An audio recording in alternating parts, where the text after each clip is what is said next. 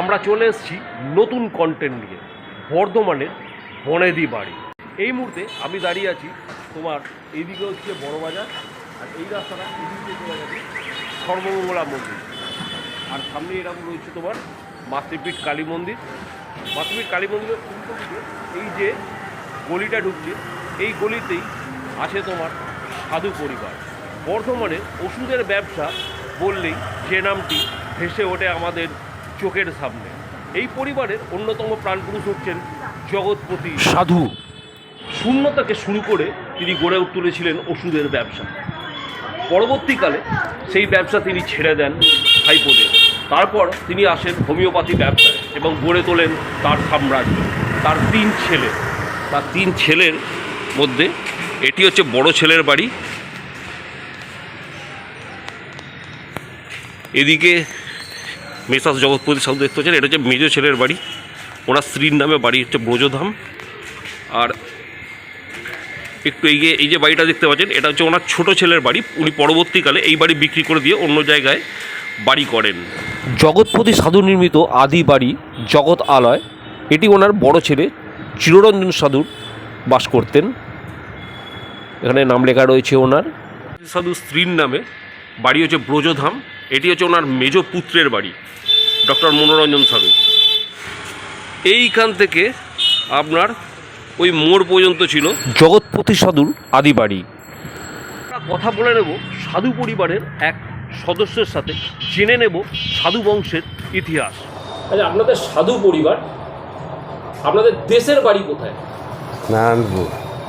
নারায়ণপুর কোথায়, মানে একটু ডিটেলসে যদি বলেন আমার দর্শকদের, যে নারায়ণপুর গ্রাম কোথায় অবস্থিত? বর্ধমান জেলাতেই নারায়ণপুর গ্রাম হচ্ছে তোমার এই সিঁড়ি রোড দিয়ে গিয়ে হলদি ব্রিজ পেরিয়ে মাইনগর দিয়ে গেলে যেটা ভাতারে গিয়ে উঠছে, ভাতার থানার অন্তর্গত কামারপাড়া থেকে 3 কিলোমিটার দূরে নারায়ণপুর। আপনাদের বংশের মানে প্রথম বর্ধমান শহরে কে এসেছিলেন? আমাদের গ্রামে তো দেশ, গ্রাম থেকে বর্ধমানে যখন আসেন তো মোটামুটি কত সাল নাগাদ আপনারা বর্ধমানে আসেন, বা প্রথম কে এসেছিলেন বর্ধমান শহরে? শ্রীপতিচরণ সাধু, জগৎপতি সাধুর বড় দাদা। আনুমানিক কত সাল হবে তখন?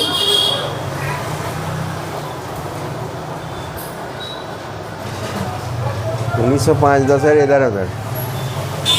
আপনাদের এই বর্ধমান সম্বন্ধে বিচার কথা বলেন, মানে তখন আপনাদের পরিবার সম্বন্ধে যখন বর্ধমানে এলেন তখন কি করলেন ওনারা, বা কী করতেন? শুনেছি ওনারা নাকি যাতায়াত করতেন, হেঁটে যাতায়াত করতেন। যাতায়াতটা ছিল অনেক আগেই, সেটা ব্যবসায়িক সূত্রে তার পূর্বে গুসকরায় ছিল বলে বর্ধমান সদর হিসাবে বর্ধমানে আসতেই হতো। আর ওষুধের ব্যবসা সূত্রে প্রথম শ্রীপতি সাধুর এখানে আগমন 1900 ধারে কাছে। তারপর 1919 সাল নাগাদ শ্রীপতি সাধুর মৃত্যুর পর জগৎপতি সাধুর হাতে সমস্ত ব্যবসা আছে। কিন্তু সেই সময়তে ব্যবসা বলতে যা ছিল শুধু নামেই ছিল, বাকি সবটাই কিন্তু কলকাতায় বিকে পালের ঘরেতে, অর্থাৎ বটকেষ্ট পাল, যে তখন ওই কেমিক্যাল মার্চেন্ট ছিল, একমাত্র বড় মার্চেন্ট সে, তাদের কাছ থেকেই আমাদের মালপত্র যাতায়াত হতো, আসা যাওয়া হতো। সেই সূত্রে আমাদের যে বড় বাজারের দোকানের বিল্ডিং, সেটা শ্রীপতিচরণ সাধু, এটা বড় বাজারে, এটা আমাদের প্রথম দোকান। 1326 সালে মারা গেছে শ্রীপতি সাধু, বাংলা 1326 সালে, 1919 নাগাদ হবে। তখন পড়াশোনা, তখন জগৎপতি সাধু কতদূর পড়েছেন? তখন 10-এ পড়তে পড়তেই ওনাকে ঢুকতে হয়েছে। আচ্ছা, তার আগে পড়াশোনায় ব্রেক করতে হয়েছিল, কারণ ব্রিটিশ পিরিয়ড তো, ওই 10 ক্লাস হওয়া বা ইত্যাদি বর্ধমান মিউনিসিপ্যাল স্কুলের নানান ঝঞ্ঝাটে কিছুদিন পেছুতে হয়েছিল। আর ইন দ্য মিন টাইম দাদু বড় দাদা মারা যাওয়ার পরে মেজো দাদা দায়িত্ব না নিতে অস্বীকার করাতে তখন দাদুকেই দায়িত্ব নিতে হয়। আচ্ছা, মেজো দাদার নাম কি ছিল? জগৎপ্রসাদ সাধু ক ভাই ছিলেন? 4 ভাই। নামগুলো জানতে পারি কি? শ্রীপতিচরণ সাধু, মেজ পশুপতি সাধু, শ্রীপতিচরণ সাধু থেকে 10 বছরের ছোট পশুপতি সাধু, তার থেকে 10 বছরের ছোট জগৎপতি সাধু। জগৎপতি সাধু আমাদের ফাউন্ডার এবং গ্র্যান্ডফাদার এবং গডফাদার। আচ্ছা, ওনার ভাই, ওরা 4 বলুন, 3 জন। ওনার পরে গ্রামে থাকতেন রমাপতি সাধু। রমাপতি সাধু কি বর্ধমান শহরে থাকতেন না ওনার অরিজিন গ্রামেই থাকেন? প্রথম দিকে দাদু অর্থাৎ জগৎপতি সাধুর সহযোগী হিসেবে কিছুদিন বর্ধমানে ছিলেন। তারপরে নানান ঘটনাচক্রে সাংসারিক হোক বা যাই হোক ইত্যাদি কারণে তিনি গ্রামের বাড়িতেই চলে যান। এবার জগৎপ্রসাদ সাধু বর্ধমানে যে কর্মকাণ্ড আরম্ভ করলেন তার সম্বন্ধে যদি কিছু জানেন। হ্যাঁ, ওই তো দাদু মারা যাওয়ার পর আরম্ভ করেন। তখন দোকানের পরিস্থিতি এমন যে দোকানের বিল্ডিংটা বিকে পালের ঘরেতে তখনকার অনুপাতে, যেটা 107 বছর আগে হচ্ছে, 8,000 টাকা দেনাতে বাঁধা দেওয়া ছিল, দলিল জমা দেওয়া ছিল। তারপরে সেই সময়তে ডেলি প্যাসেঞ্জারেরও ব্যবস্থা সেরকম ছিল না। দাদু ওই ভোলা খান্নাদের যে বরফের দোকান ছিল, ওদের ক্যালকাটা আইসের থেকে মাল আসতো, সেই ক্যালকাটা আইসের যে মাল আনতে যেতেন তার মারফত কিছু কিছু করে ওই বিকেপালের ঘর থেকে বা মহেশ ভট্টাচার্যের কাছ থেকে এইসব মালপত্র নিয়ে আসতেন এবং বিকেপালের ঘর থেকে মালপত্র আসতে লাগলো। আর পূর্বের দেনাতে একদিকে মেটাতে থাকলেন আর একদিকে মাল আসতে লাগলো এবং মালের পরিমাণ আসাটা বাড়তে লাগলো আর দেনাটাও আস্তে আস্তে মিটতে থাকলো। এবং তখনকার মানুষরাও ভালো ছিলেন, যার জন্যে শেষের কয়েকটা কিস্তি উনি মুকুব করে দিয়েছিলেন, যে আমাদের সঙ্গে ভালো ব্যবসা করছে। বিকেপাল বটকেষ্টপাল তখন লিজেন্ডারি, এবং কলকাতার শোভাবাজারে ওনার বিকেপাল এভিনিউ আছে। একটা মাসে একদিন জনতার উদ্দেশ্যে উনি এডওয়ার্ডস টনিক একটা ফ্রি দিতেন, এতটাই নাম ছিল। হাওড়া জেলায় বাড়ি, আর বটকেষ্টপালের দোকান এখনও জীবিত। আর ওনাদের কাছ থেকেই লাইম শেয়ার কেমিক্যাল মাল আসতো, তখন সবটাই পুরিয়া মিক্সচারের যুগ ছিল। তারপর দেনা তো মিটল, তারপরে তা করতে করতে তখনকার একটা নাম করা এবং সারা ভারতবর্ষ বাংলা, তখন অবিভক্ত বাংলা, উড়িষ্যা বিহারেরও কিছু অংশ নিয়ে গোটা বাংলা, সেই বাংলার অবস্থাতে তখন বেঙ্গল কেমিক্যাল একটা সারা জাগানো কোম্পানি। তার এই কোনো মাল তখনকার অনুপাতে যা যা মাল ছিল সবই বেঙ্গল কেমিক্যালে ছিল। বেঙ্গল কেমিক্যালের সঙ্গে কাজ শুরু হওয়ার পর তার কাজ এতটাই বেড়েছিল যে সারা বাংলার সোল এজেন্ট হয়েছিল মানে except Calcutta, rest of Bengal যা মাল যাবে সব আমাদের ঘরেতে কমিশন আসবে। Except Calcutta, rest of Bengal যা মাল যাবে তার কমিশন আমাদের ঘরেতে আসবে, হোয়াইট মানি, একদম ব্ল্যাক অ্যান্ড হোয়াইটে। এবারে ওই সময়তেই দাদু ওই রানীগঞ্জে শ্রীপতি সাধুর কাউন্টার বাড়ানো। এখন বর্তমানে রানীগঞ্জ বাজারে যে কাউন্টারটা রয়েছে, হ্যাঁ, ওটা ব্রাঞ্চ হিসেবে বাড়িয়েছিলেন। ওখানেই আমাদের দাদুর পরের ভাই রমাপতি সাধুকে দায়িত্ব দিয়ে বসিয়েছিলেন। কিন্তু যাই হোক, কোনো কারণে মনোমালিন্য হোক বা কোনো কিছু ব্যাপার নিয়ে, যেটা হয়তো সবটা প্রকাশ্য নয়, বলা যায় না, হয়তো বিতর্কের ব্যাপার আসতে পারে, যার জন্যে উনি গ্রামের বাড়িতে চলে যান। আর দাদুর বেঙ্গল কেমিক্যালের কাজের জন্যে বহু পরিমাণে বিজনেস বেড়ে যায়। সেই সময়তে দাদু মেজো দাদার জন্যে বেঙ্গল ক্লথের পাশে যে ওই শিল্প সদন দোকানটা আছে, ওই দোকানটা দাদু কিনেছিলেন।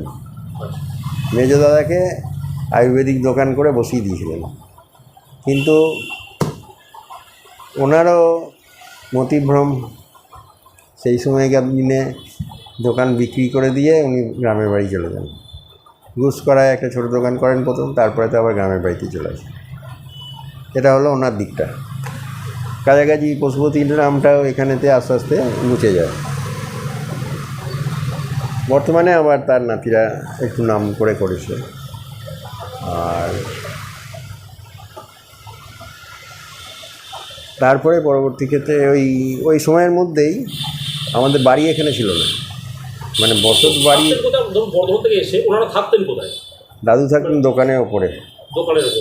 আর শ্রীপতিচরণ সাধু শ্বশুরবাড়ি সূত্রে ইসলাবাজারের বাড়িতে পেয়েছিলেন। আর যেটা এর মধ্যে বলে দিই আরেকটা কথা, যেটা বড়বাজারের দোকানের বিল্ডিং, এটা শ্বশুরেরই দেয়া, মুকুন্দরাম সাধুর। ওনারও টাইটেল সাধু ছিল।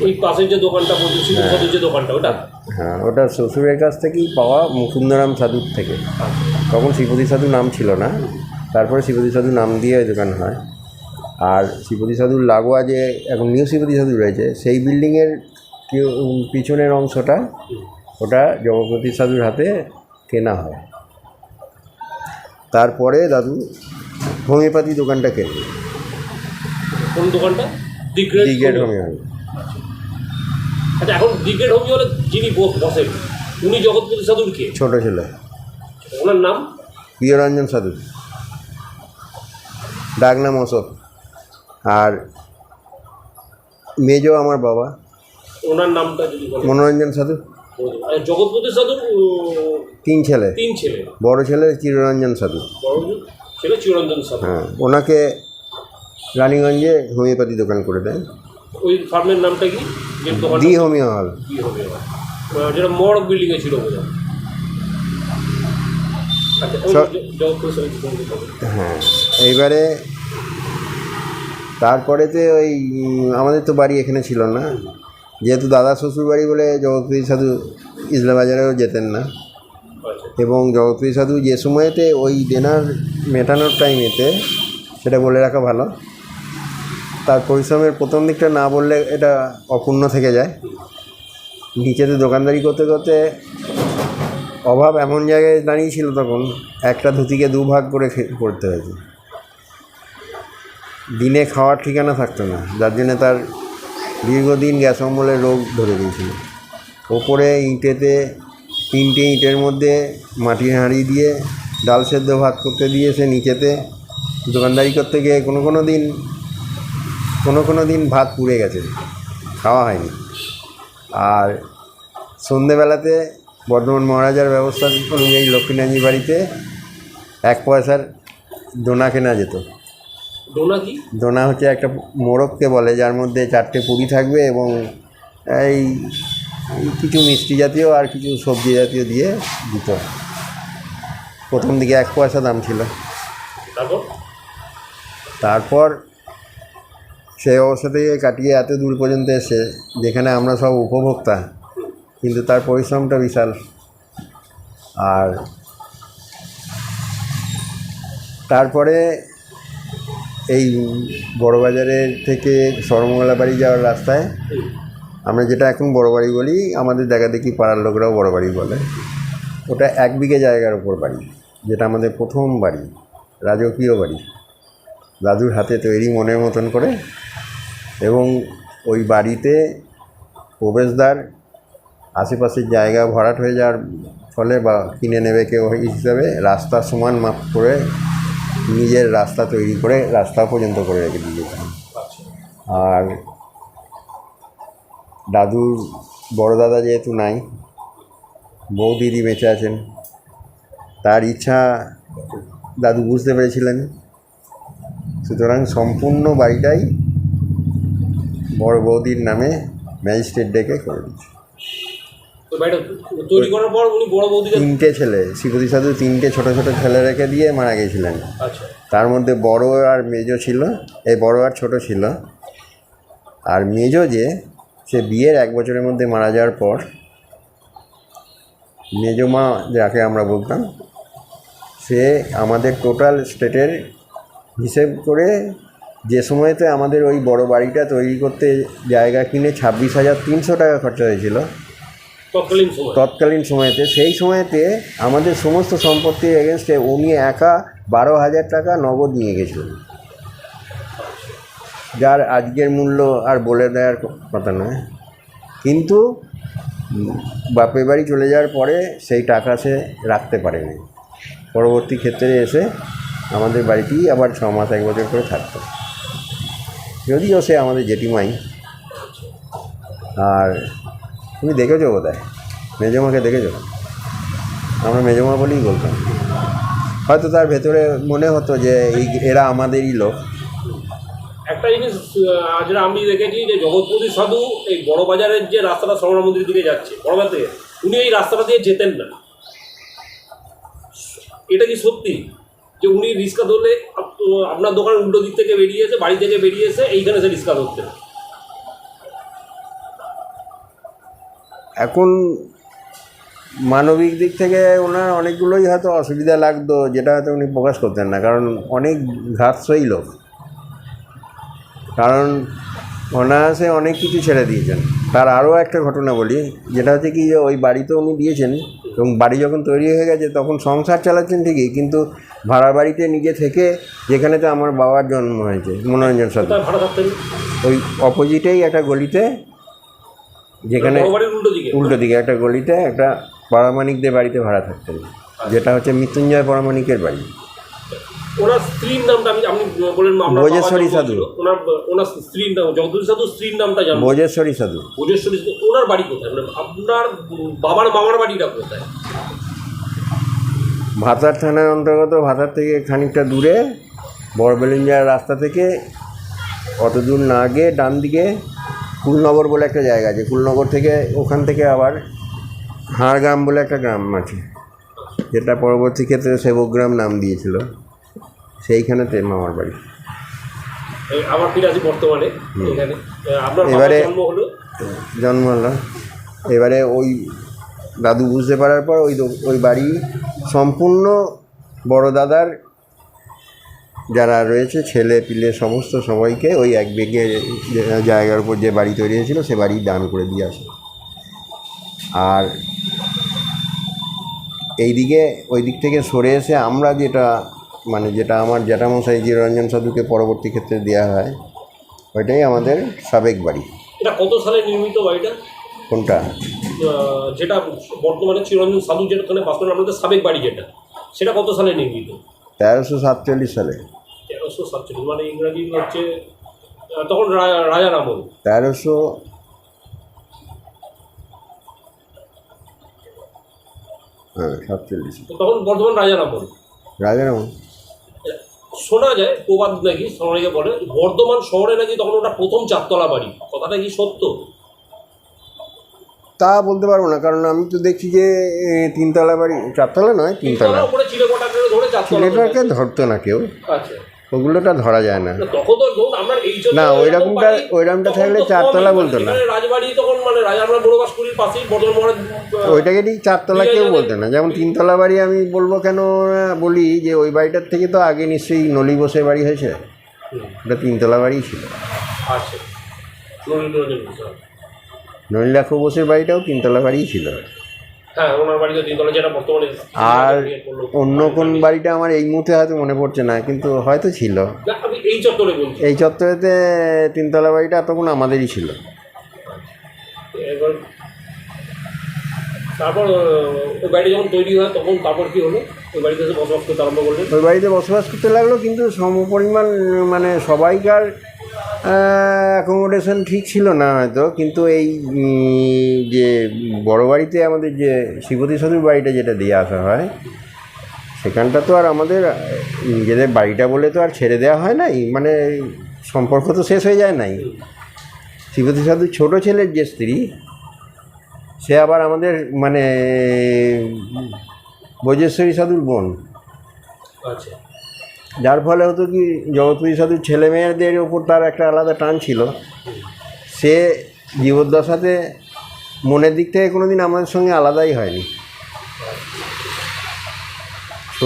আমরা ছোটো মা বলতাম যে, সে আমাদের মনের দিক থেকে আমাদের সঙ্গে কোনোদিন আলাদাই হয়নি। আমার পিসিমারা সব ওকে নিয়েই ওদের বাড়িতেই শুতে, রাত্রে সন্ধ্যেবেলাতে ওদেরকে না নিয়ে উনি শুতেন না। আচ্ছা, আর জীবনের শেষ দিন পর্যন্ত এ বাড়ির প্রতি টান তার কমে নাই। ওনার নাম যাকে ছোট মা বলতেন না বলছেন আপনারা, ওরম্বা ওনার নাম সাধু। কি? ওরম্বা সাধু। আচ্ছা, আর ওনার হাজবেন্ডের নাম, মানে ওনার স্বামীর নাম? বরুণচন্দ্র সাধু। আচ্ছা, তা আপনারা এখানে তো ঘর তৈরি করলেন, দিয়ে এইবারে পরবর্তী ক্ষেত্রে এই দিকটা একটা চললো, আবার ও বাড়িটাও চললো, সেইভাবে আলাদা আলাদা হয়ে গেল। বাংলার 55 সালে তাদেরকে সমস্ত হিসেব বুঝিয়ে দিয়ে যা যা বড় ব্যবসা সমস্ত কিছু, যেমন রানীগঞ্জের ব্যবসা, বড়বাজারের ব্যবসা, ওদেরকে দিয়ে ওই হোমিওপ্যাথি দোকানে জগৎপতি সাধু আবার সেই জিরো থেকে শুরু করলেন। আচ্ছা, মানে এমনও হয়েছে বাবা, মানে আমার বাবা মনোরঞ্জন সাধু, ওকে সামনে তখন ওই অঘরনাথ নায়কের দোকানটা তখন খুব রিনাউন্ড দোকান তখনকার বইয়ের বাজারে।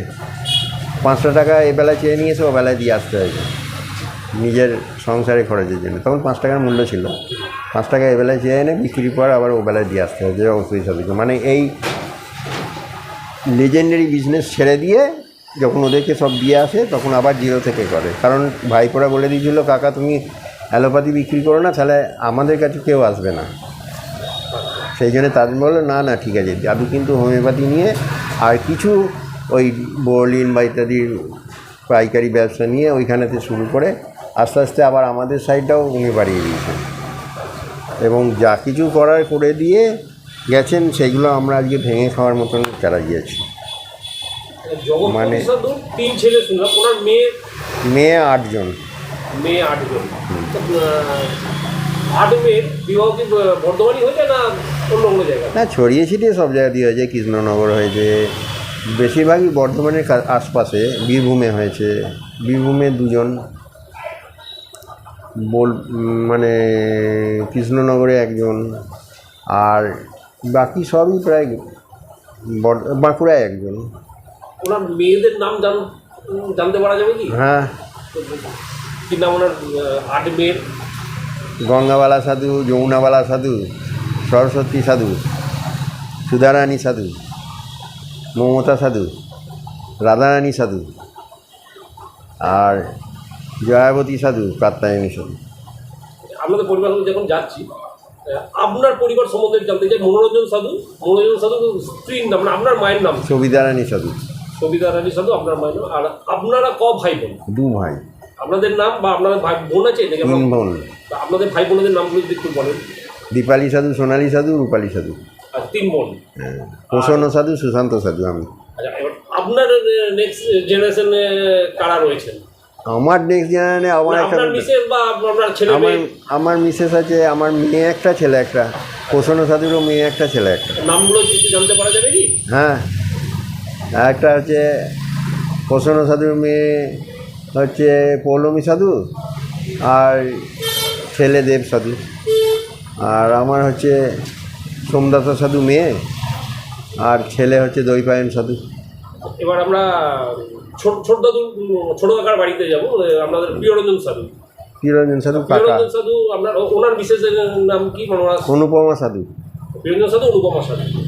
ওনার ছেলে মেয়ে কজন বা ওর একটা ছেলে একটা মেয়ে। সঙ্গমিত্রা সাধু, তাই কী নেবে? সঙ্গমিত্রা সাধু আর সাগর সাধু। তারপরে জেনারেশন সাগর সাধু ছেলে? সাগরের ছেলে একটা হচ্ছে মেয়ে, একটা হচ্ছে তিতলি। ছেলেটার নাম কী?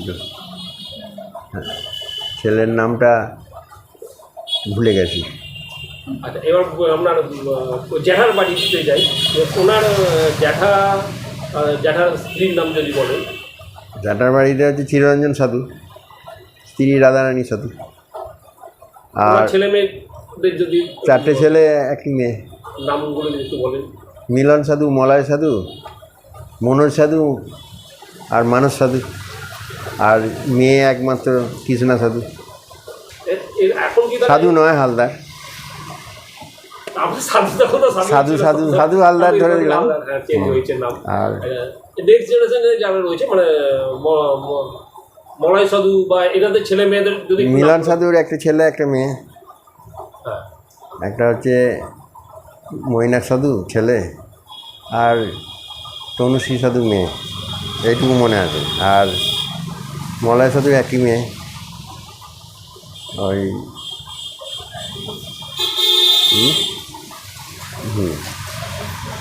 দেবশ্রী সাধু। আর মনোজ সাধু বিয়ে করেনি। মানস সাধুর একই ছেলে ময়ূর সাধু। রূপা সাধু ওর স্ত্রী। এখন এই জেনারেশন আমাদের সব ব্যবসাগুলো মানে নিউ জেনারেশন আসছে আমাদের এখন নতুন, তো মোটামুটি আমাদের কপুরুষের ব্যবসা হচ্ছে, তাহলে এখন এটা 4 পুরুষ, কোনো জায়গায় 4 পুরুষ, কোনো জায়গায় 4 পুরুষ হয়ে গেছে, কোনো জায়গায় 3 পুরুষ। মানে আমি পর্যন্ত 3 পুরুষে দাঁড়িয়ে আছি, আমার ছেলে আসলে 4 পুরুষ। জগৎপুর সাধু প্রতিষ্ঠিত দি গ্রেট হোমিও হল, আমরা দাঁড়িয়ে আছি সেই দোকানের সামনে। আমরা প্রবেশ করছি দোকানের ভেতর। ক্যাশ কাউন্টারে যিনি বসে রয়েছেন ইনি হচ্ছেন জগৎপতি সাধুর ছোট পুত্র প্রিয়রঞ্জন সাধু। আর এখানে রয়েছে প্রিয়রঞ্জন সাধুর একমাত্র পুত্র সাগর সাধু। আপনাদের দোকান কত বছরের দোকান? আমাদের দোকান এই 2027 এলে 100 বছর হবে। এটা স্টেট হচ্ছে প্রতিস্থাপিত হচ্ছে 1987, আর 2027 সালে 100 বছর হবে। আমার দাদু এখানে বসেছেন শ্রী জগৎপতি সাধু, বাবা বসছেন প্রিয়রঞ্জন সাধু, আমি নেক্সট শ্রী সাগর সাধু। আর এটাতে দাদু অনেক বছরই বসেন। 1984 সালে দাদু মারা যান, তারপর থেকে বাবাই এর কর্ণধার। আমি এখন ওয়ার্কিং পারসন এই পরিস্থিতি। আর অনেকেই আছেন ওষুধ নিতে। যদি আপনার পরিচিত কোনো বনেদি বাড়ি থাকে তাহলে আমাদের সঙ্গে যোগাযোগ করুন। আমরা তুলে ধরব আপনাদের পরিবারের পানপুরুষের সংগ্রামের কাহিনী এবং বর্ধমানের পুরনো দিনের ইতিহাস।